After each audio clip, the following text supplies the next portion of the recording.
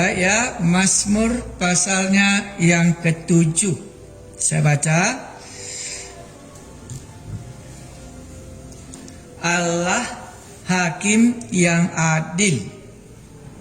Jadi kalau kita berbicara dari segi kitab Mazmur, maka nyanyian orang ini pasti kita katakan berbicara soal Allah, dan Allah itu adalah hakim, dan Allah yang hakim itu adalah yang adil.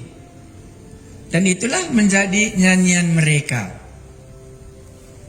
Nyanyian ratapan Daud yang dinyanyikan untuk Tuhan karena Kus, orang Benjamin itu. Ayat 1 ini menjelaskan latar belakangnya.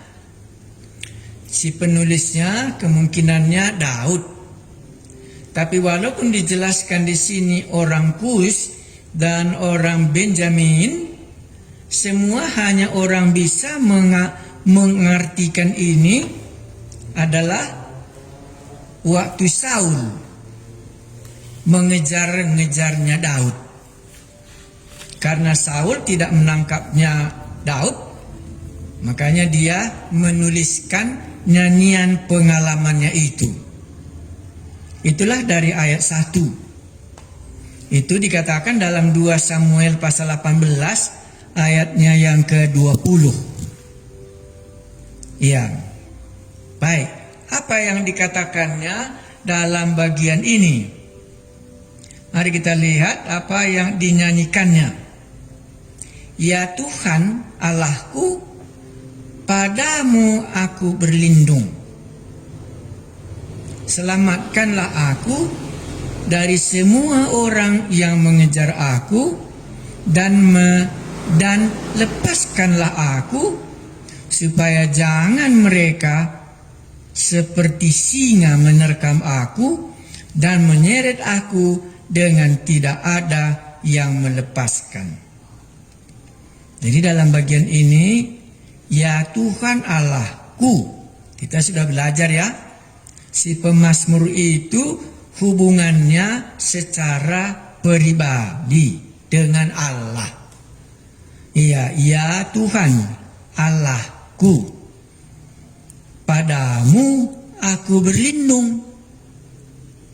Inilah di dalam perjanjian lama sering kita menjumpai Allah itu menjadi perlindungan. Karena banyak sekali yang harus dihadapi. Ini namanya dia ada di tengah-tengah masalah. Nah, di tengah-tengah trouble, ya.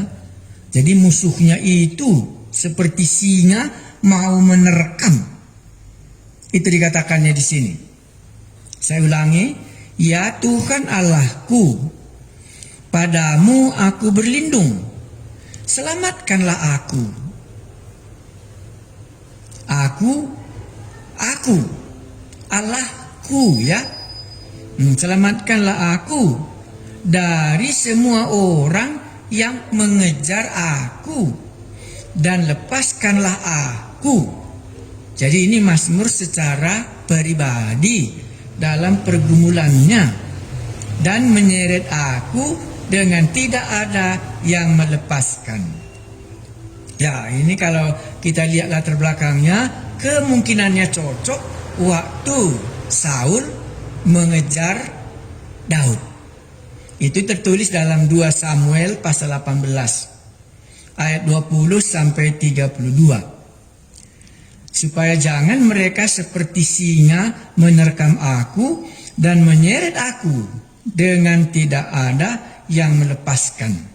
Ayat 4. Ya Tuhan Allahku, jika aku berbuat ini, jika ada kecurangan di tanganku, jika ada melakukan yang jahat terhadap orang yang hidup damai dengan aku, atau merugikan orang yang melawan aku dengan tidak ada alasannya, maka musuh kiranya mengejar aku sampai menangkap aku dan menginjak-injak hidupku ke tanah dan menaruh kemuliaanku ke dalam debu. Apa yang kita dapat mengerti dari ayat 5? Dari ayat 4. Dari ayat 4 dia mencoba melihat. Ya, dia coba melihat. Dia dimusuhi, dia mau diterkam seperti singa. Ya Tuhan Allah, jika ada perbuatanku yang curang. Jadi si pemazmur ini mencoba mengungkapkan di hadapan Allah, apakah karena kesalahanku maka aku diperlakukan orang demikian. Itulah ayat 4 sampai ayat 6. Kalau memang karena kesalahanku maka aku dikejar-kejar orang, itu selayaknya lah. Makanya tadi dikatakan Allah hakim yang adil.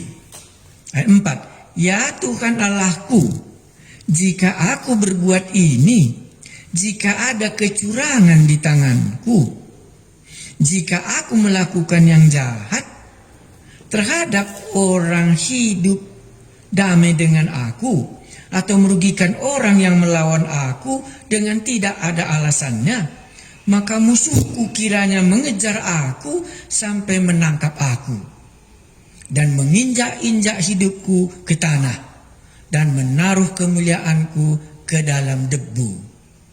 Jadi mulai dari ayat 4 sampai ayat 6 si pemazmur kembali mengungkapkan dirinya di hadapan Allah bahwa hal ini jadi bukan karena kejahatannya. Tapi kalau memang ini benar karena kejahatannya, biarlah. Katanya apa?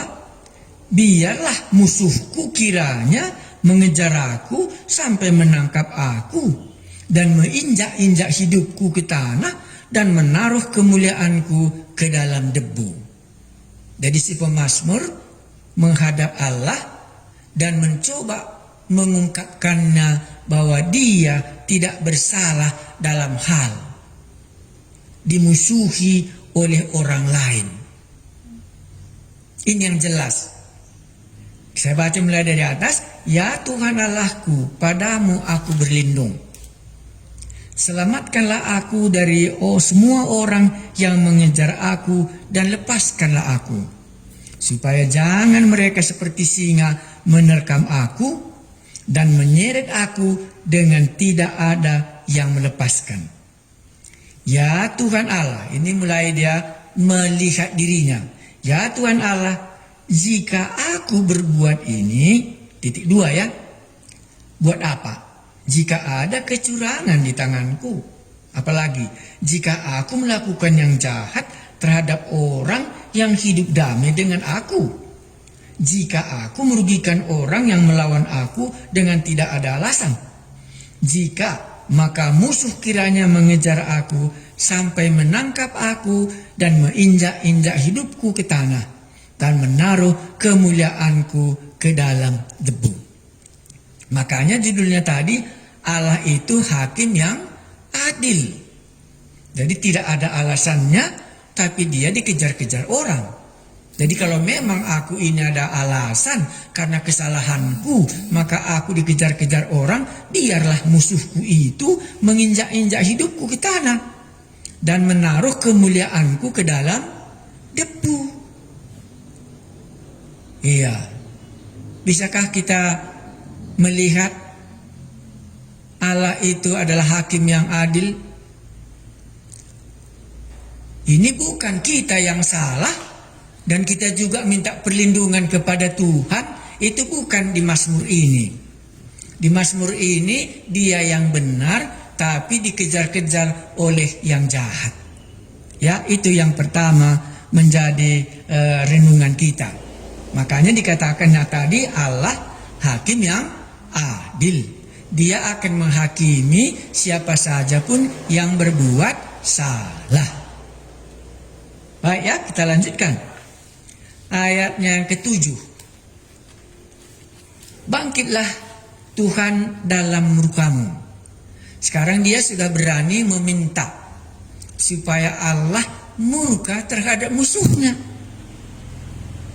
Ya, bangkitlah Tuhan dalam murkamu, berdirilah menghadapi geram orang-orang yang melawan aku, bangunlah untukku. Ya engkau yang telah memerintahkan penghakiman. Jadi dia sudah berani memohon, karena dia sudah tahu bahwa bukan karena kesalahannya, makanya dia dikejar orang. Dan sekarang dia sudah minta pembelaan. Engkaulah yang telah memerintahkan penghakiman. Bangkitlah Tuhan dalam murkamu, berdirilah menghadapi geram orang-orang yang melawan aku. Bangunlah untukku, ya engkau yang telah memerintahkan penghakiman. Ayat 8. Biarlah bangsa-bangsa berkumpul mengelilingi engkau, dan bertahtalah di atas mereka di tempat yang tinggi. Baru ayat 9. Tuhan mengadili bangsa-bangsa, hakimilah aku. Jadi kembali lagi, bukan saja Allah menghakimi orang lain, tetapi dia juga meminta, Tuhan menghakimi bangsa-bangsa, hakimilah aku Tuhan. Apakah aku benar? Dan apakah aku tulus ikhlas? Barulah disambungnya 10. Biarlah berakhir kejahatan orang fasik, tetapi teguhkanlah orang yang benar.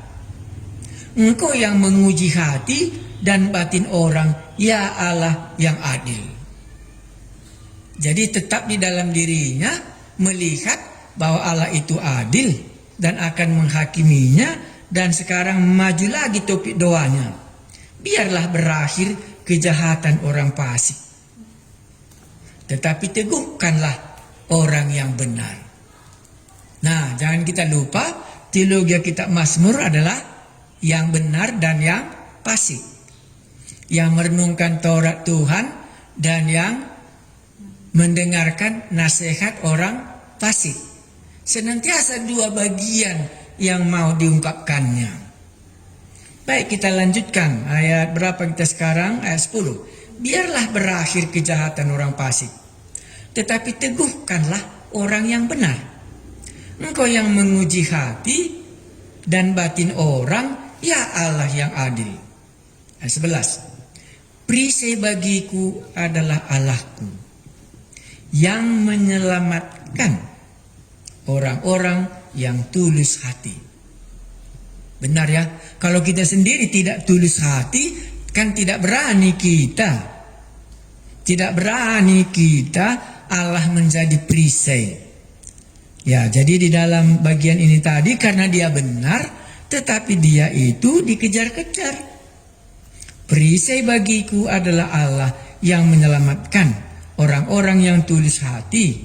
Allah adalah hakim yang adil, dan Allah yang murka setiap saat. Baik, sekarang kalau sampai 12 ini kita berhenti membaca kitab Mazmur, apa yang dapat kita bisa simpulkan? Satu, kita mulai saja dari 12. Kita tahu ayat 12 apa? Allah adalah hakim yang adil, itu satu. Pengenalan si pemazmur akan Allah, bahwa Allah itu adalah hakim yang adil. Ya, jadi Allah itu adalah Allah yang hakim. Kedua, adalah Allah yang murka setiap saat. Jadi di sini si pemazmur melihat Allah itu murka setiap saat. Kita lanjutkan. Perisai bagiku adalah Allah. Jadi Allah di sini menjadi perisai bagi si pemazmur waktu dia dikejar-kejar oleh orang yang mau menerkam dia walaupun tidak ada salahnya. Oke, kita lanjutkan lagi ayat 9. Ayat 10. Biarlah berakhir kejahatan orang fasik, tetapi teguhkanlah orang yang benar.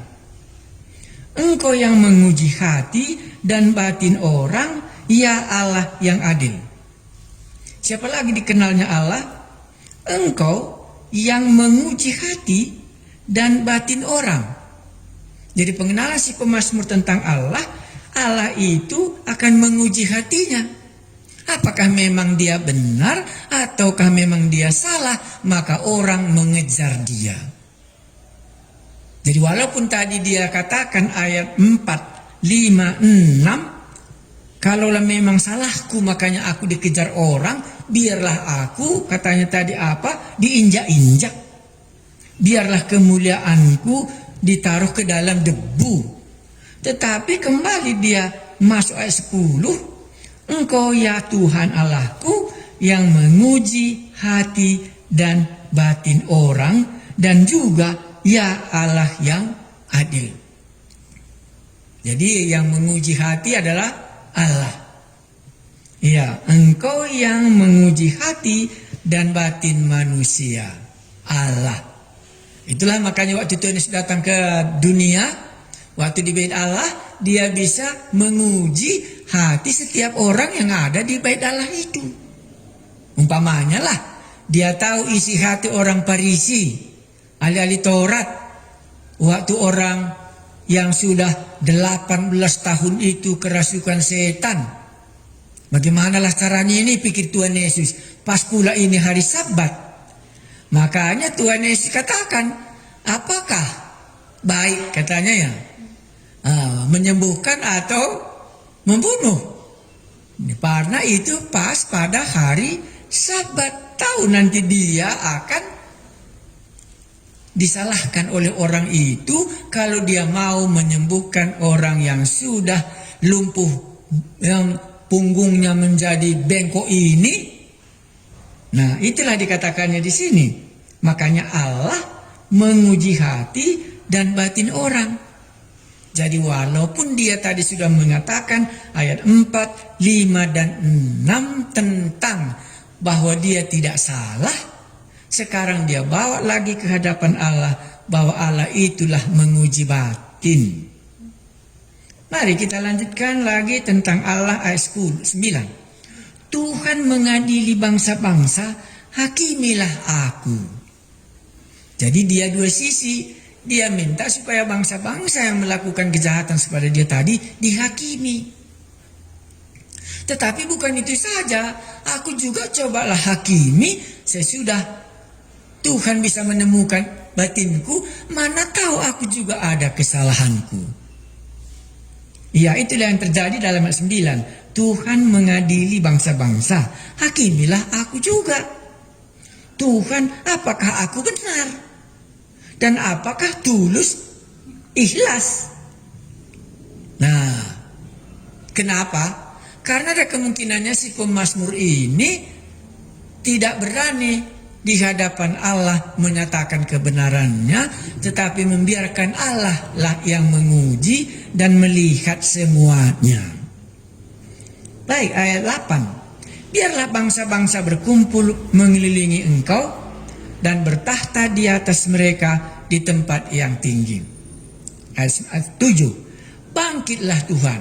Nah, di sini dia sudah menyerahkannya bahwa Tuhanlah nanti akan bangkit dalam murkanya untuk menghakimi orang ini. Ya, baru ayat 4, 5, 6 tadi dia berusaha menyatakan bahwa dia tidak salah dalam keadaan ini. Itulah maka sebabnya semua si pemazmur mengatakan ini mazmurnya Daud, waktu Daud dikejar oleh Saul. Karena sesudah Daud mengalahkan orang Filistin, mulailah Saul cemburu kepada Daud. Dan waktu Saul sudah mulai cemburu, dia mau membunuh Daud. Dan disinilah mazmur ini dituliskan bagaimana Daud tidak bersalah terhadap Saul, karena dia hanya mau menolong. Tetapi karena orang pindah, tadinya orang memuji Saul, sekarang orang memuji Daud, marahlah Saul, akhirnya dia mau menghakimi, membunuh Daud. Itu maka dikatakan tadi Mazmur pasal 7 ini latar belakangnya mungkin 2 Samuel pasal 18, di mana di dalam cerita itu Saul sudah iri kepada Daud tanpa ada kesalahannya. Bagaimana Daud sudah menolong dia, tapi karena orang-orang mulai memuji Daud, ya muncullah kejahatannya, kecurangannya kepada Daud. Itulah maka ditulisnya Mazmur ini, ya Tuhan Allahku, padamu aku berlindung. Jadi dia Tuhan itulah menjadi silnya, menjadi perisainya. Tuhan itulah keselamatanku. Seringkali kita berbicara bahwa Mazmur itu seringkali ungkapan pengalaman secara pribadi. Jangan kita lupa, pemazmur itu banyak pengalaman pribadinya. Dan dituliskannya, dan inilah dibaca di waktu mereka beribadah di bait Allah. Baik, kita ulangi garis besarnya ya. Allah hakim yang adil.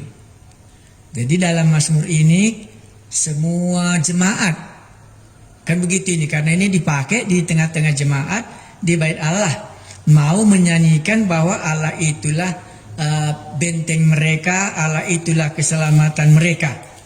Baru dikatakan kalau aku memang yang salah, janganlah dibiarkan aku lepas dari musuh-musuhku itu. Baru disambungnya lagi, bangkitlah Tuhan, lindungilah aku. Baru dikatakannya Tuhan itulah menghakimi. Dan baru Anda bisa gariskan pengenalan si pemazmur akan Allah. Ya, itu jangan kita lupa, karena si pemazmur itu umumnya mengungkapkan pengenalannya akan Allah. Boleh Anda catat ya. Pengenalan si pemazmur tentang Allah di sini, ayat 1 ialah Allahku ya. Berarti dia bukan Allah orang. Iya. Itulah maka dikatakan oleh Tuhan Yesus, kata orang siapakah aku ini? Karena orang juga kan punya pendapat tentang Allah. Baru ada orang katakan Nabi Yesaya, ada orang katakan Nabi Elia katanya ya. Ada orang katakan Nabi Jeremia, ada orang katakan seorang nabi salah satu. Tetapi Tuhan Yesus katakan apa? Tetapi apa katamu? Makanya Petrus menjawab, engkaulah Mesias, anak Allah. Sama. Ya Tuhan Allahku. Ya, jadi ini hubungan mereka dengan Allahnya. Baru berikutnya tadi apa? Itulah keselamatan. Padamulah aku berlindung. Ya, kalau dulu kita belum bertobat, ya mungkin kita bayangkan ini jimatnya lah tempat perlindungannya. Tetapi Allah yang dia kenal itulah tempat berlindungnya. Baru selamatkanlah aku dari semua orang yang mengejar aku, dan lepaskanlah aku. Tetap secara pribadi, aku dan aku. Maka hubungan si pemazmur dengan Allah begitu baik. Baik. Nah, inilah yang bisa kita lihat dalam Mazmur pasal 7, pengenalan akan Allah. Kita ini sudah belajar keberapa kali ya? Ke-6 ya.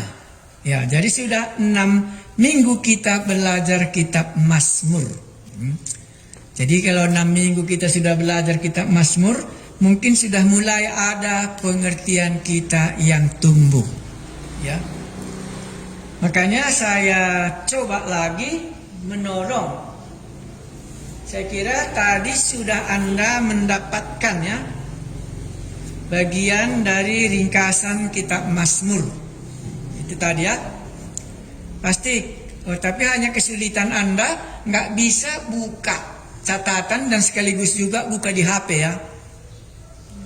Kan nggak bisa ya. Oke. Kalau begitu nanti Anda bisa buka Mazmur yang sudah tadi kami kirimkan bahan kuliahnya, di WA kan ya. Dan nanti Anda bisa baca Mazmur ya. Ya, jadi saya bacakan yang ada di catatan itu. Anda bisa dengar. Ini kitab Mazmur. Mazmur adalah satu judul yang diambil dari bahasa Greek, yaitu Psalmos, ya, yang menunjukkan suatu puisi yang diiringi dengan alat-alat musik. Jadi seringkali di dalam pemazmur ini ada jenis musiknya. Ya, ada jenis musiknya. Kata Psalmos ada juga di dalam Perjanjian Baru, itu dalam 1 Korintus. Judul kitab Mazmur adalah bahasa Ibrani, artinya kitab puji-pujian. Itu dulu pertama kita pegang, kitab pujian. Jadi kita sudah sampai di situ, makanya kita punya buku puji-pujian sebagai gereja. Iya. Mari kita lihat satu buku puji-pujian kita yang kita baca. Karena Mazmur tadi adalah puji-pujian. Ya, umpamanya puji-pujian yang sering kali kita tidak bisa lupa itu apa? Firman-Mu pelita bagi kakiku. Ya. Terang bagi jalanku. Itu kita ambil dari Mazmur 119 kurasa ayat 105. Itu dari pemazmur. Tetapi ada juga puji-pujian kita yang berbeda. Umpamanya puji-pujian kita yang seringkali kita nyanyikan umpamanya adalah kalau Bapa di surga itu bagaimana? Itu nyanyian Anda nomor berapa? Ya, itu Bapa di surga, terpuji namamu. Itu kan puji-pujian. 43. Umpamanya Anda membukanya 43. Bapa di surga itu 43. Baru bait kedua itu anak Allah. Baru bait ketiga itu Roh Kudus. Jadi kalau kita analisa dari nyanyian kita nomor 43, Bapa di sorga, apa yang bisa kita ungkapkan tentang Allah? Pasti kita katakan Allah itu Bapa di sorga. Bapa di sorga itu bagaimana? Terpujilah namamu. Cerita apa lagi? Ku cinta, ku puja, ku sembah Bapa di surga. Itu yang kita lakukan sama dia. Si pemazmur tadi dikatakannya tadi apa? Perlindunganku, Allahku, tempatku bernaung. Kan gitu tadi. Ya. Baru ayat 2 tentang anak Allah. Anak Allah, ajaib sungguh engkau. Kenapa kita akan ajaib? Inilah mau kita eksegesi. Kalau seandainya kita eksegesi nyanyian kita ini, anak Allah, ajaib sungguh engkau. Apa yang ajaib? Umpamanya, bagaimana bisa Allah menjelma menjadi manusia? Kan ajaib. Bagaimana bisa dia tahu isi hatiku seperti perempuan Samaria itu? Kan Allah, anak Allah itu ajaib. Dan bagaimana dia bisa mengubah hidupku? Dan bagaimana bisa aku yakin dia menjadi juru selamatku di mana dosaku sudah diampuni? Inilah maunya kita eksegesi. Sebagaimana tadi kita pemazmur tadi, Allah itu adalah keselamatanku. Allah itu adalah perlindunganku. Nah sekarang Roh Kudus. Roh Kudus penghibur yang benar. Apalagi Roh Kudus pemimpin sejati yang tinggal di hati. Roh Kudus penghibur yang benar. Inilah puji-pujian kita waktu kita berminggu. Dan waktu kita berminggu itu, inilah yang kita kenal tentang Allah kita itu. Dan inilah Allah yang kita puji. Makanya Bapa di surga ini menyangkut Allah Bapa, Allah Anak yang ajaib, dan Roh Kudus yang tinggal di hati, dan yang menghibur, dan yang memimpin. Inilah teologianya nyanyian 43 ini. Kita berbicara soal Bapa di surga, terpujilah namamu. Dan anak Allah yang ajaib, Bagaimana ajaib Tuhan Yesus, sekaligus manusia, sekaligus Allah, sekaligus mati di kayu salib, dan dia juga bangkit dan naik ke surga dan akan datang sekali lagi. Itulah Yesus yang ajaib, namanya anak Allah, dan dia Allah sendiri. Baru lagi lah kita menyanyikan Allah kita itu mengenai Roh Kudus. Jadi kalau ditanya, cobalah kau uraikan apa artinya nyanyian Bapa di surga itu, itulah kita uraikan. Dan sekarang kalau kita uraikan Mazmur ini, itu kita uraikan nyanyian orang Israel waktu mereka ada di bait Allah. Oke ya, itu dulu supaya bisa kita membacanya. Hanya di sini tidak dibuat kunci notnya kan. Sebaiknya kan ada kunci notnya di samping supaya nanti waktu pemain musik mau bisa dia tahu, bisa dibuatnya musiknya. Di dalam kitab Mazmur kita ini sering ada kunci musiknya. Iya. Sering juga dikatakan main kecapi, karena pada waktu itu kan keyboard belum ada, yang ada hanya kecapi mereka lah. Nah, jadi itulah, maka itu kita membaca kitab Mazmur itu merupakan puji-pujian kepada Allah. Tetapi dalam puji-pujian kepada Allah itu secara pribadi, Allahku, kan gitu tadi. Ya, baru apa lagi? Oh, Allahku ini Allah yang adil. Itulah puji-pujian dalam Mazmur pasal 7. Ya, dia menghakimi semua bangsa-bangsa. Nah, jadi sudah pas ya. Berarti kalau kita mencoba melihat nyanyian yang kita pakai hari ini, haruslah ada sangkut pautnya dengan Allah, karena dia yang harus dipuji. Tapi jangan langsung nanti tanya saya, bagaimana kalau nyanyian nggak ada mengenai Allah, ya? Ya, bagaimana kalau nggak ada mengenai Allah di dalamnya? Apakah itu puji-pujian kita?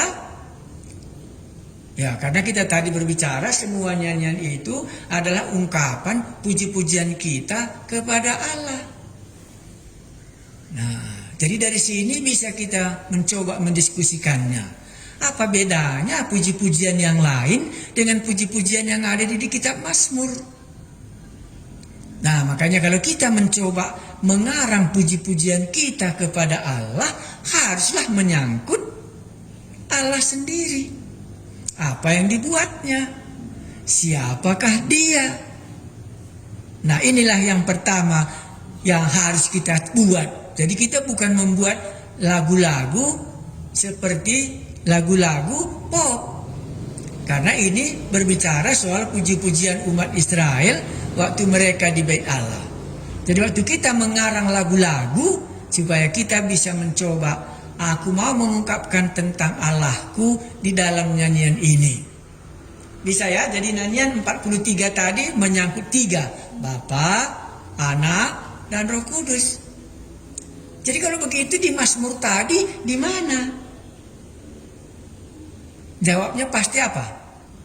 Ya, karena Daud di dalam ceritanya Mazmur pasal 7 ini belum sampai dia kepada anak Allah, Yesus namanya, dan juga belum sampai dia kemana? Roh Kudus. Kan begitu baru bisa kita, karena itu dia hanya tahu nama Tuhan Allah saja. Iya. Jadi nanti di pemazmur kita juga lihat. Jadi apa lagi yang dia tahu? Oh, tentang Allah itu adil. Tentang Allah itu menghakimi. Oh, tentang Allah itu tempat perlindunganku. Dan dia berlindung, dia punya hubungan. Ya, tetapi mengenai Allah Bapa, Allah Anak, Allah Roh Kudus tidak diungkapkannya di sini. Makanya backgroundnya penulisan ini adalah waktu Saul mengejar-gejar Daud dan Tuhan Allah memeliharanya Daud. Dan sesudah itu dia tuliskan Mazmur ini. Tidak ada salahku, tapi Saul itu seperti singa mau menerkam aku. Ya Allahku, lindungilah aku dari yang jahat itu. Jadi nggak disebutkan di situ Roh Kudus, nggak ada. Nggak disebutkan di situ Tuhan Yesus mengampuni dosa, nggak ada. Iya. Jadi kenapa di perjanjian baru di gereja sudah ada menyangkut hal ini? Karena sudah diampuni dosanya kita bisa mengenal Bapa, kita bisa mengenal Tuhan Yesus, kita bisa mengenal Roh Kudus, ketiga-tiganya bisa kita lihat apa yang diperbuatnya dalam hidup kita ini. Itulah maka Bapa di surga, kupuji namamu. Iya, anak Allah ajaib namamu. Roh Kudus menjadi pemimpinku. Nah, karena pengenalan kita dalam nyanyian kita ini menyangkut Allah Bapa, Allah Anak, dan Allah Roh Kudus. Inilah puji-pujian yang kita bisa lihat. Mari kita lanjut. Saya baca lagi bagian buku yang sudah Anda, nanti di rumah Anda bisa baca ya. Ya, jadi kita coba baca. Sebanyak 73 dari Mazmur disebut Mazmur Daud. Jadi 73 ya. Berapa jumlah Mazmur? 150 ya. Ya, jadi Alkitab yang paling panjang dalam Alkitab itu adalah kitab Mazmur. Tidak ada sampai 150 pasal. Hanya Mazmur yang sampai 150 pasal. Ya, 73 daripadanya adalah Mazmur Daud. Maka langsung Anda bayangkan kalau demikian, memang Daud ini senang memuji Allah. Karena hampir separuh dia yang menuliskannya ataupun orang lain, tapi dari gubahan Daud sendiri keluar puji-pujian itu. Nah, baru dikatakan Mazmur Asaf 12, ada nomornya ya. Ya, Mazmur Salomo hanya 72. Dan 72 dan 127. Dan Mazmur Musa dan sebagainya. Jadi dari segi ini bisa kita melihat, oh banyak yang si penulis Mazmur. Iya, bukan satu seperti Injil Yohanes. Jadi setiap orang yang ada puji-pujian dalam hatinya, dalam pengalamannya sebagai orang Israel, dia coba menuliskannya, dan itulah dikumpulkan dan dimasukkan menjadi kitab Mazmur. Ya, baik. Mari kita lihat secara isi.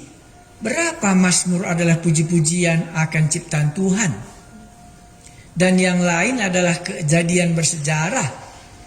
Ini disebutkannya mulai Mazmur 104. Jadi nanti ada jenis-jenisnya Mazmur itu ya. Jadi jenis Mazmur yang kita baca tadi apa? Jenis Mazmur dalam perlindungan Allah. Jadi ada juga Mazmur ciptaan Allah. Ya. Nah, berikutnya lagi. Dalam Mazmur juga ada satu nubuatan.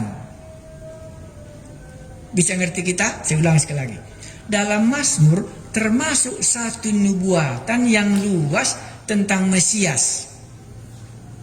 Itu Mazmur 22. Maksudnya itu apa? Mazmur nubuatan belum terjadi. Nah, makanya nyanyian kita juga pun kan ada juga nyanyian nubuatan. Atau nyanyian pengharapan akan terjadi. Ya, umpamanya lah kedatangan Tuhan Yesus kan ada nyanyian kita. Ya, jadi dalam nyanyian mengharapkan kedatangan Tuhan Yesus itu disebut nyanyian nubuatan karena belum pernah terjadi. Tapi ada juga nyanyian yang sudah pernah terjadi. Iya, itu di sini. Jadi dalam Mazmur ini termasuk satu nubuatan yang luas tentang Mesias, tentang Tuhan Yesus. Mesias yang bagaimana? Dia sebagai raja. Bagaimana datang kedua kali. Dan di dalam perjanjian baru ini banyak kali dikutip. Ada 186 kutipan dari Mazmur itu di dalam perjanjian baru. Jadi 186 ini dikutip dari Mazmur dan kita membacanya itulah di dalam perjanjian baru. Seperti minggu lalu lah. Kenapakah rusuh bangsa? Itu Mazmur pasal 2 ya. Dan itu dikutip waktu Petrus memberikan pertanggungjawabannya di Yerusalem sesudah hari raya Pentakosta. Itu dikutipnya. Dan itulah menjadi alasan mereka berdoa. Iya, jadi banyak dikutip Mazmur di dalam perjanjian baru. Ya, nanti Anda baca. Mazmur secara umum bisa dibagi 5 buku. Itu sudah belajar kita ya. Mazmur jilid 1, jilid 2, jilid 3, jilid 4, dan jilid 5. Jadi Mazmur itu dibagi-bagi juga. Ya, ya. 5 bagian. Itu nanti Anda lihat di dalam buku Mazmur kita, ada bisa kita lihat mulai halaman 1 langsung dibuatnya ya. Jilid 1, jilid 2, jilid 3, jilid 4, dan jilid 5. Jadi mereka mencoba memisah-misahkan nyanyian itu. Makanya di buku nyanyian juga sering kita lihat ya. Nyanyian Paskah, nyanyian Anak Allah, nyanyian kedatangan Tuhan Yesus, nyanyian dalam perayaan Paskah, nyanyian tentang apa? Natal. Jadi ada bagian-bagiannya. Di dalam kitab Mazmur juga hal yang sama, dibuat juga bagian-bagiannya, ada 5 bagian, ya. Ya, jadi itulah Mazmur yang pertama Anda baca. Ya. Mazmur yang buku yang kedua Anda nanti dapat di buku Anda itulah eksegesi Mazmur pasal 2 yang kita sudah kirimkan. Iya. Baru yang lain nanti kami tambahkan lagi. Terima kasih banyak. Nah, baik, mari kita lanjutkan Mazmur pasal 8. Satu lagi. Mazmur pasal 8. Sudah bisa kita lihat? Itu kita baca. Mazmur pasal 8. Atau Anda mau mencoba melihat Mazmur di dalam kitab nyanyian gereja kita ini. Coba Anda membandingkannya, itu tadi dalam pikiran saya. Apa saja yang kami buat dalam kitab nyanyian kami ini, kalau saya bandingkan dengan nyanyian kitab Mazmur, terlalu payah? Atau itu terlalu sulit kita rasakan? Ya.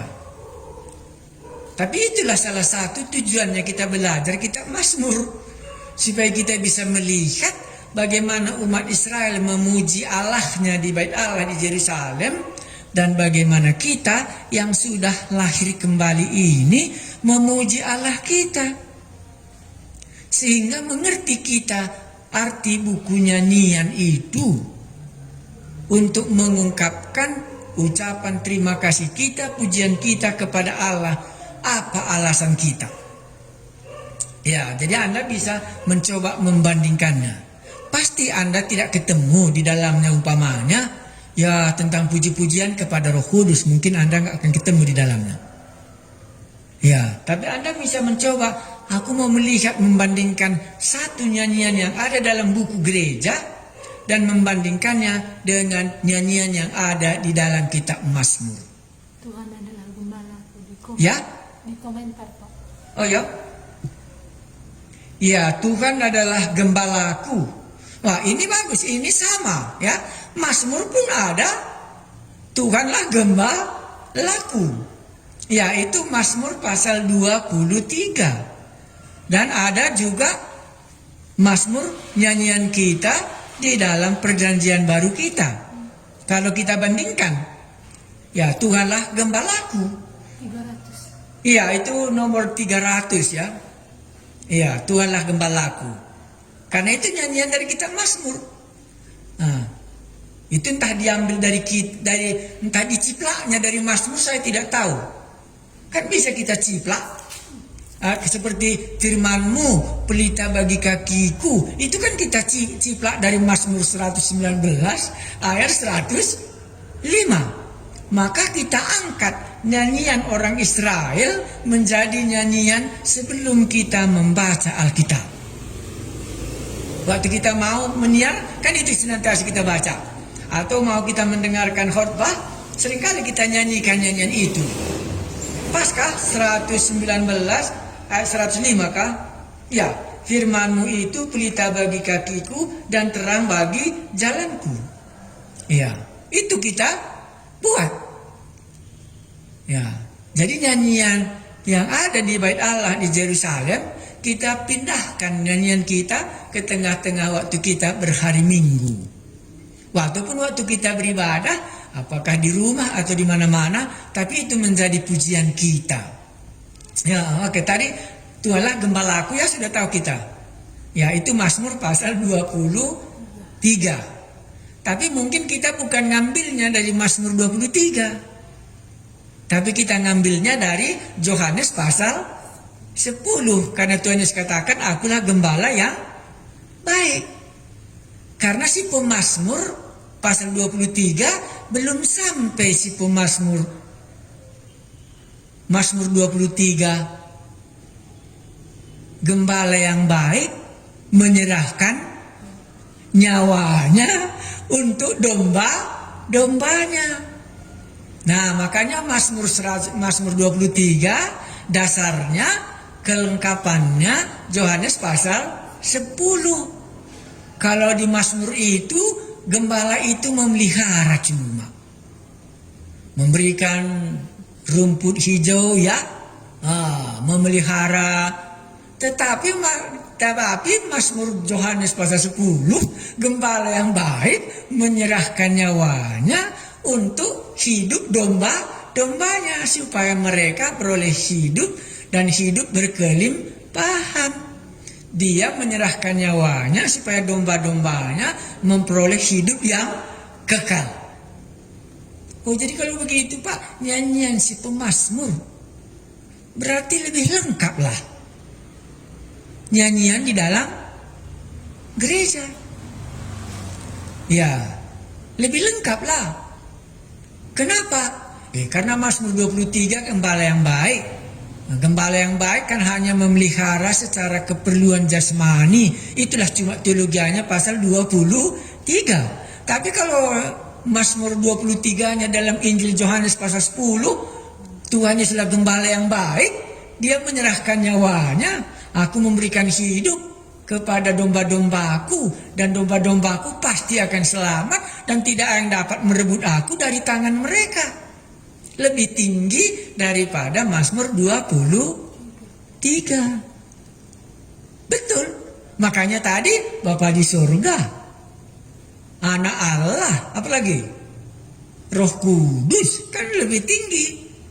Iya, karena semua ibadah di bait Allah, kelengkapannya kan waktu Tuhan Yesus datang, waktu dia mati di kayu salib. Makanya sebenarnya nyanyian di gereja jauh lebih dalam daripada nyanyian yang ada di kitab Mazmur. Ini tadilah contohnya.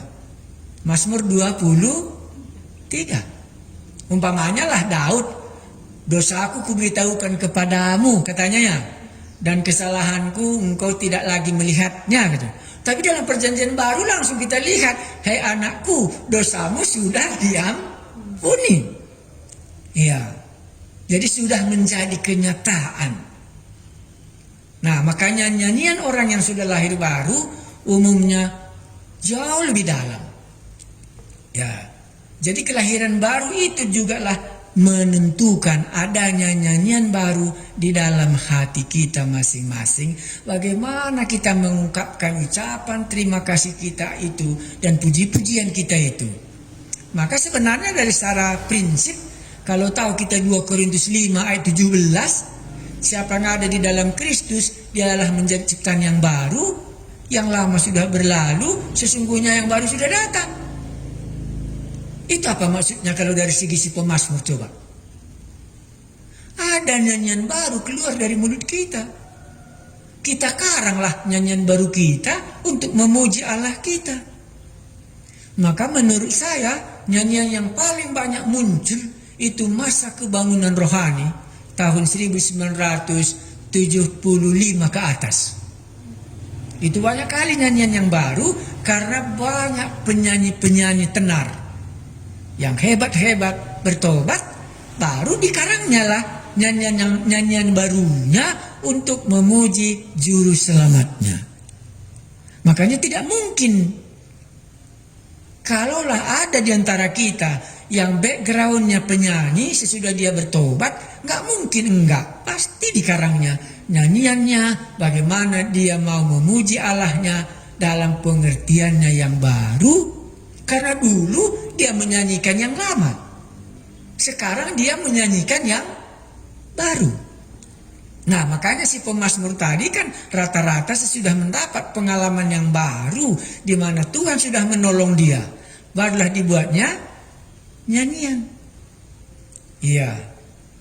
Karena itu bagaimana? Ya, anjuran kita, karanglah lagu Anda. Bagaimana Anda mau mengungkapkan terima kasihnya kalau Anda sudah diselamatkan? Ada lagi, hanya dekat Allah saja aku tenang. Itu kan dari nyanyi kita ya. Tapi itu kurasa Mazmur berapa itu? Masih ingat nggak? Mazmur 62 kah kalau saya nggak silap?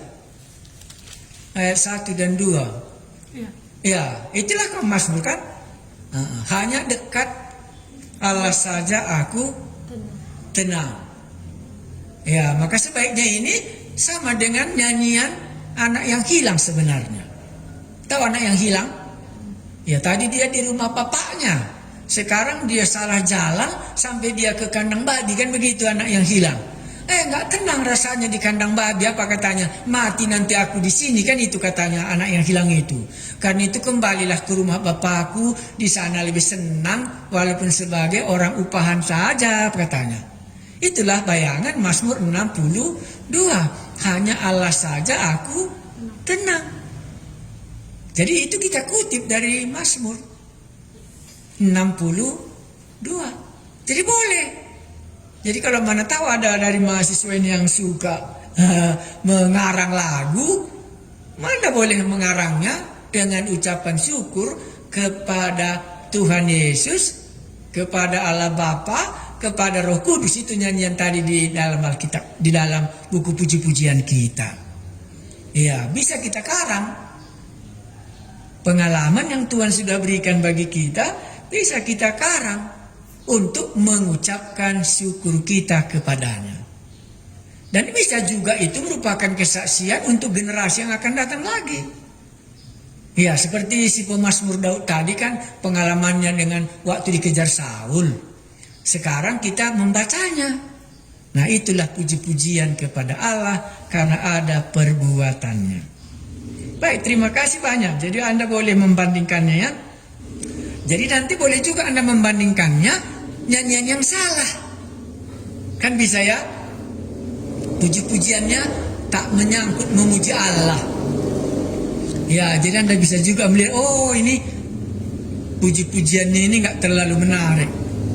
Ini tidak menyangkut untuk pujian kepada Allah. Baik dalam perbuatan Allah gak dibicarakannya, baik di dalam siapa Tuhan pun gak diungkapkannya, maupun dalam bagaimana Tuhan menolong dia tidak jelas, maupun bagaimana hubungannya waktu dia menyanyikan itu tidak jelas juga. Wah, ini tidak termasuk nyanyian puji-pujian. Ya, itu nanti Anda bisa melihatnya. Makanya karakter puji-pujian di dalam kitab Mazmur itu bisa kita lihat. Mari kita lanjutkan sesudah. Terima kasih banyak. Kalau ada komentar Anda, kami sangat senang. Jadi nanti kalau ada yang menulis nyanyian, aku bersedia mengoreksinya. Kalau begini ku buat nyanyianku sesuai dengan kitab Mazmur, paskah gitu. Ya, aku rasa bisa kita bersama-sama melihatnya. Mari kita lihat Mazmur pasal ke-8. Ya. Mazmur pasal 8 kita baca. Manusia hina sebagai makhluk mulia. Jadi ini berbicara soal puji-pujian mengenai manusia dua golongan. Ada manusia yang hina dan juga manusia yang mulia. Jadi beda ya, Mazmur yang tadi di mana Allah menjadi tempat perlindungannya. Saya baca. Untuk pemimpin biduan, menurut lagu apa? 4/4 ya. Ya, ini kan namanya menurut lagu Gitit ya. Mazmurnya Daud. Ini maksudnya notnya, bagaimana menyanyikannya. Ya, karena kita nggak tahu kita bagaimana menyanyikan Mazmur pasal 8. Iya. Jadi di sini dikatakannya untuk pemimpin biduan. Supaya biduannya itu tahu lagunya Mazmur pasal 8 ini itu lagu Gitit. Dan pengarangnya itulah Daud sendiri. Makanya kalau buku nyanyian itu kan ada pengarangnya ya, ada penciptanya. Ayat 2. Ya Tuhan, Tuhan kami, betapa mulianya namamu di seluruh bumi. Keagunganmu yang mengatasi langit dinyanyikan. Jadi ayat 2 ini dia berani mengungkapkan kemuliaan Allah itu begitu hebat. Ya, di mana Daud melihat kemuliaan Allah yang hebat tidak bisa kita ungkapkan. Tapi kalau mau melihat kemuliaan Allah, kurasa Musa lah yang banyak melihat kemuliaan Allah. Kalau Daud enggak terlalu kurasa banyak dia melihatnya. Kalau Musa di Gunung Sinai saja pun waktu dia dipanggil dilihatnya kemuliaan Allah. Ya, tapi kalau Daud, bagaimana Allah menolong dia yang banyak kali di dalam pengalaman hidupnya. Ya, ya Tuhan, Tuhan kami, betapa mulianya namamu di seluruh bumi. Jadi bukan saja di tengah-tengah Israel. Keagunganmu yang mengatasi langit dinyanyikan. Dari mulut bayi-bayi dan anak-anak yang menyusu telah kau letakkan dasar kekuatan karena lawanmu untuk membungkamkan musuh dan pendendam. Ayat 4. Jika aku melihat langitmu, buatan jarimu, bulan dan bintang-bintang yang kau tempatkan. Jadi dia mencoba melihat besarnya alam ciptaan Tuhan ini. Dari segi apa? Dari segi bayi-bayi. Baru lagi dari segi langit, dari segi bintang-bintang ditempatkannya, baru dikatakannya, apakah manusia sehingga engkau mengingatnya? Ya, jadi Allah itu mengingat manusia.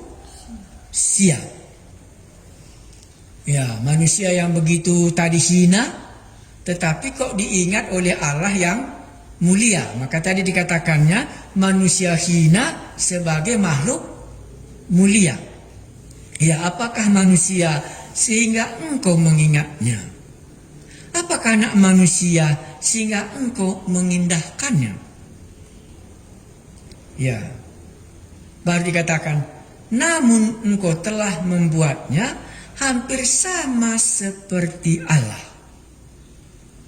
Itu Anda langsung ingat kepada Kejadian pasal 1 ya, ayat 26 dan 28. Kalau dibandingkan manusia yang hina ini, tetapi kok begitu mulia di hadapan Allah. Sehingga waktu kita diciptakan hampir ya sama seperti Allah. Ya tapi bukan Allah, tapi hampir sama tingkatannya. Makanya dia yang harus menguasai langit dan bumi. Dan telah memahkotainya dengan kemuliaan dan hormat. Ya, engkau membuat dia berkuasa, ditambahkannya. Engkau membuat dia berkuasa atas buatan tanganmu. Kan itu dikatakannya ya. Ya, kuasailah segalanya ya, itu dikatakan oleh Allah. Atas buatan tanganmu, segala-galanya telah kau letakkan di bawah kakinya. Anda ingat itu ya? Taklukkanlah dunia. Hebat manusia ini. Taklukkanlah segalanya. Kau letakkan di bawah kakinya. Hanya sesudah kita berdosa, kita yang dikalahkan oleh dunia. Saya ulangi, engkau membuat dia berkuasa atas buatan tanganmu. Segala-galanya telah kau letakkan di bawah kakinya. Kambing domba dan lembu sapi sekalian, juga binatang-binatang di padang, burung-burung di udara dan ikan-ikan di laut, dan apa yang melintasi arus lautan. Itu diperhatikannya. Baru ayat 10. Ya Tuhan, Tuhan kami, betapa mulianya namamu di seluruh bumi. Kalaulah ini bahan ujian kita, tuliskanlah satu kalimat. Apakah isi pujian ini? Pasti Anda mengatakan, manusia yang menuliskan ini, Mazmur Daud tadi ya, mencoba melihat alam semesta dan mencoba melihat manusia yang hina ini, dan ditemukannya bahwa Allah yang menciptakan langit dan bumi yang begitu hebat ini sangat mengangkatkan manusia daripada semua ciptaannya. Itulah sebabnya si pemazmur memuji Allah, karena dia lebih tinggi daripada kambing domba, dari bintang-bintang dan semua lautan, samudra raya, dan semuanya begitu kemegahan alam semesta sudah diserahkan Allah ke dalam tangan manusia supaya manusia menaklukkannya. Dilihatnya lah Allah yang Maha Kuasa, tetapi Allah yang Maha Kuasa itu memberikan kuasa kepada manusia yang hina ini, dan kepada yang hina inilah diberikan kuasa itu. Baru lagi yang kedua mungkin katakan, kenapa si pemazmur memberikan puji-pujian? Karena dibandingkannya hidupnya dengan alam semesta, satu pun nggak ada diciptakan Allah segambar dengan Allah kecuali manusia. Maka dilihatnya kedudukan manusia itu di hadapan Allah hampir sama dengan Allah diciptakannya. Baru ketiga, diberikannya kepada manusia itu kuasa untuk mengalahkan seisi dunia ini supaya dia mengalahkannya, dan bahkan memberi nama semua binatang-binatang yang ada di dunia ini waktu Adam dan Hawa masih di Taman Eden. Karena kebesaran Allah terhadap alam semesta. Tetapi dilihatnya, kok manusia begini kecil tetapi dihargai oleh Allah. Itulah makanya di sambungnya belakang, ya Tuhan kami, ya Tuhan, Tuhan kami, betapa mulianya namamu di seluruh bumi. Karena apa? Karena walaupun kami manusia yang hina kalau dibandingkan dengan alam semesta, tapi Engkau telah menciptakan kami dengan semua kemuliaan. Apa kemuliaan? Sama dengan Allah diciptakan.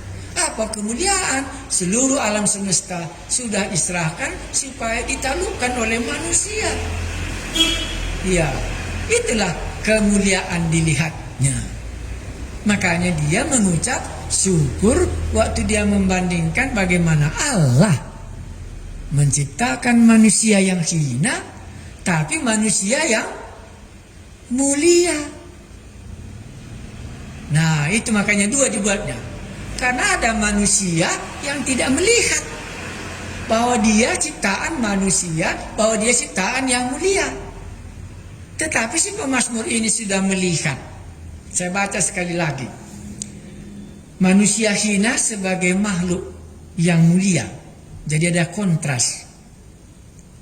Tapi hari ini pun mungkin kita bisa melihat dua hal ini. Sering kita melihat diri kita hina, tapi bisa juga kita melihat diri kita ini mulia. Ya, dua hal ini mungkin masih berjalan dalam hidup kita hari ini. Makanya si pemazmur ini mengingatkan ini. Manusia hina sebagai makhluk mulia.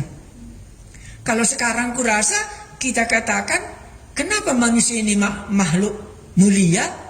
Yesus sendiri, anak Allah sendiri, bersedia berkorban untuk menebus manusia yang hina itu. Mungkin itu lebih tinggi bagi kita. Kalau si pemazmur tadi bandingannya dengan apa? Alam semesta ya, apalagi kambing domba. Tetapi sekarang kurasa kita tidak melihat itu lebih. Karena bagi kita pasti kita melihat betapa mulianya manusia. Sehingga Allah sendiri bersedia menyerahkan anaknya yang tunggal satu-satunya untuk mengampuni dosa.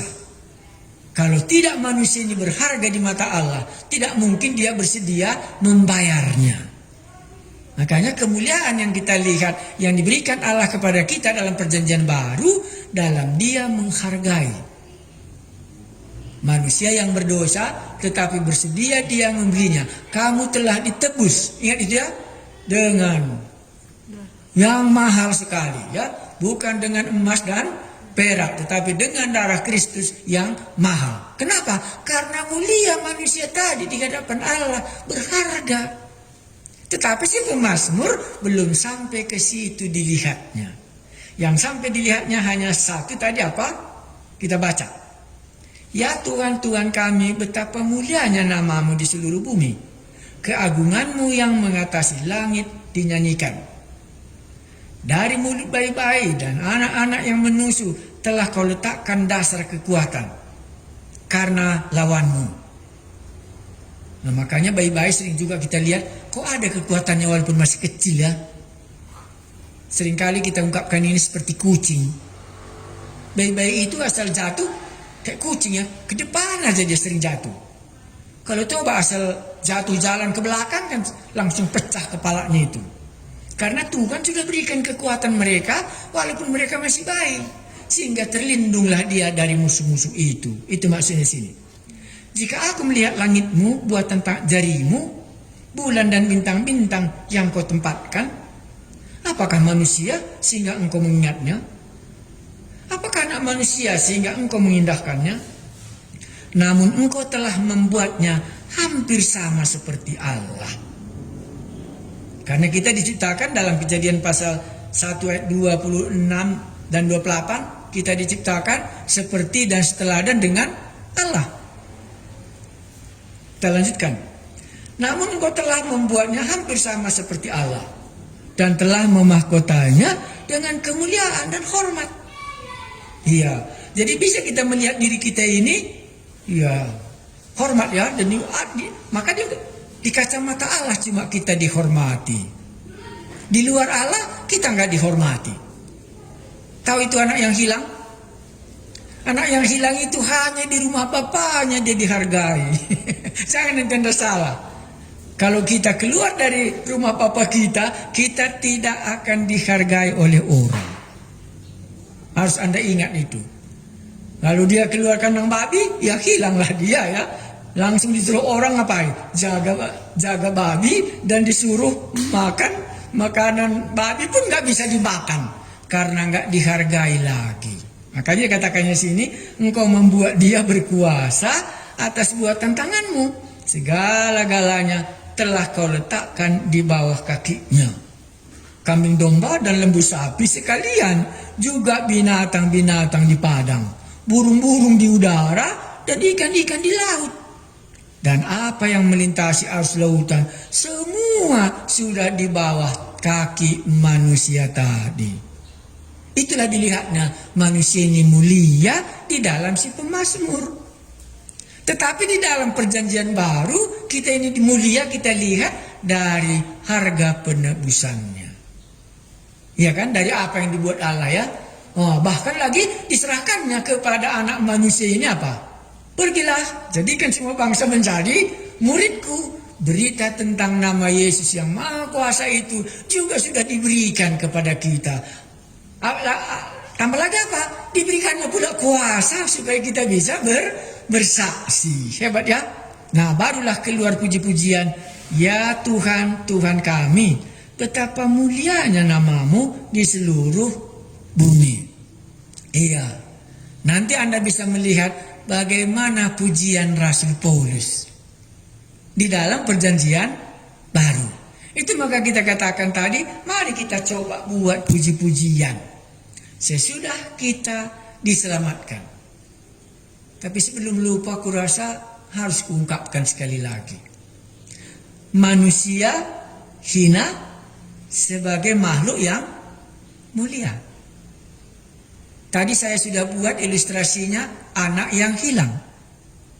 Anak yang hilang hanya mulia kalau dia di rumah bapaknya. Kalau dia di luar orang, maka anak yang hilang tidak ada harganya lagi.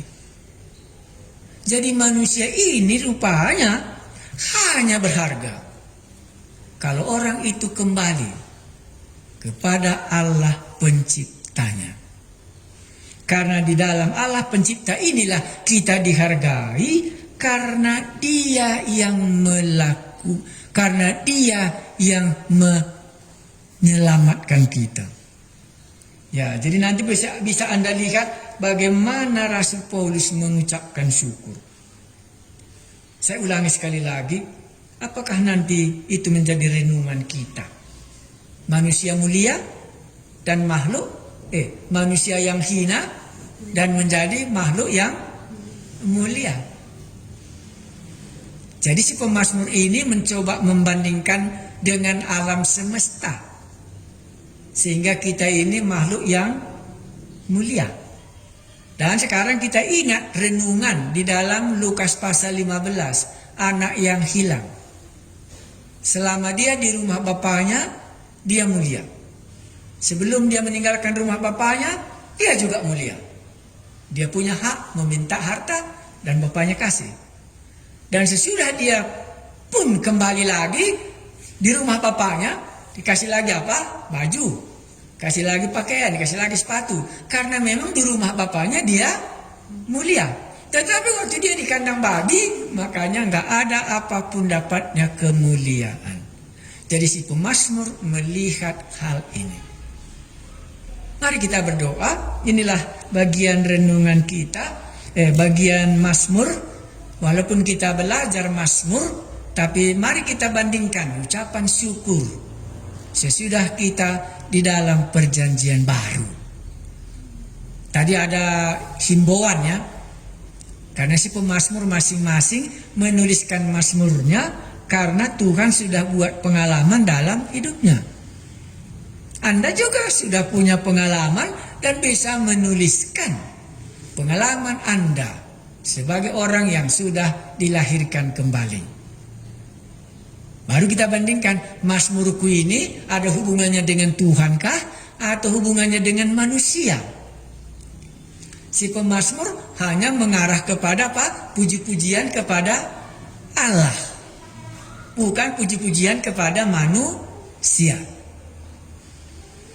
Kalau Anda mau, Anda mencobanya dan mengirimkannya. Akhirnya bisa kita mendiskusikannya supaya mazmur yang Anda tulis, puji-pujian Anda terhadap Allah, boleh juga Anda menulisnya hanya berdasarkan kitab mazmur saja, atau boleh Anda mengatakan, aku melewati kitab mazmur, tetapi aku mau melihat puji-pujian di dalam perjanjian baru. Karena kitab mazmur penggenapannya di dalam perjanjian baru. Umpamanya Allah adalah perlindunganku. Kalau dalam perjanjian baru apa? Mantra dan tenung gitu ya. Tidak ada kuasa-kuasa kegelapan yang dapat mengalahkan kamu. Roh yang ada padamu lebih besar daripada roh yang ada di dalam dunia ini.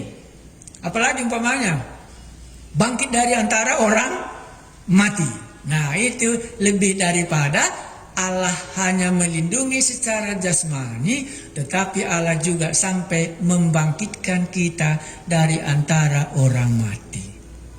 Bisa juga kita katakan betapa besarnya Allah itu sampai ke kubur untuk membangkitkan Lazarus. Maka bisa kita mengarang puji-pujian kita untuk menyampaikan puji-pujian, ucapan syukur kita apa yang Tuhan sudah perbuat. Mari kita berdoa. Kami mengucap syukur boleh belajar dari kitab Mazmur ini. Bagaimana pengalaman orang Israel. Dan di dalam pertolongan Tuhan itu mereka menuliskannya. Kami ini sudah di dalam perjanjian baru. Supaya kami juga menuliskan Mazmur kami. Bagaimana kami bisa sampai memuliakan Allah di mana Allah yang telah menyelamatkan kami itu. Terpujilah namamu, kalaupun Roh Kudus sudah juga diberikan kepada kami. Dan dari kematian juga sudah dibangkitkan. Karena Yesus sudah bangkit dari antara orang mati. Maka iman kami akan sampai. Bukan saja pertolongan secara jasmani, tetapi juga iman kami sampai kepada pertolongan dalam kebangkitan masa waktu Yesus datang kedua kali. Dengan demikian kami sadar puji-pujian kami harus lebih dalam daripada apa yang dialami oleh si pemazmur sendiri. Terima kasih Tuhan kami Yesus, kami telah belajar dan buatlah ucapan syukur kami lebih dalam dan lebih memuliakan nama-Mu. Dari hari ke hari kami memuji nama-Mu. Dalam nama Tuhan Yesus kami berdoa. Amin. Baik, sampai di sini kuliah kita Mazmur pasal 7 dan Mazmur pasal 8. Kami harap Anda tidak keberatan membaca catatan yang sudah saya kirimkan.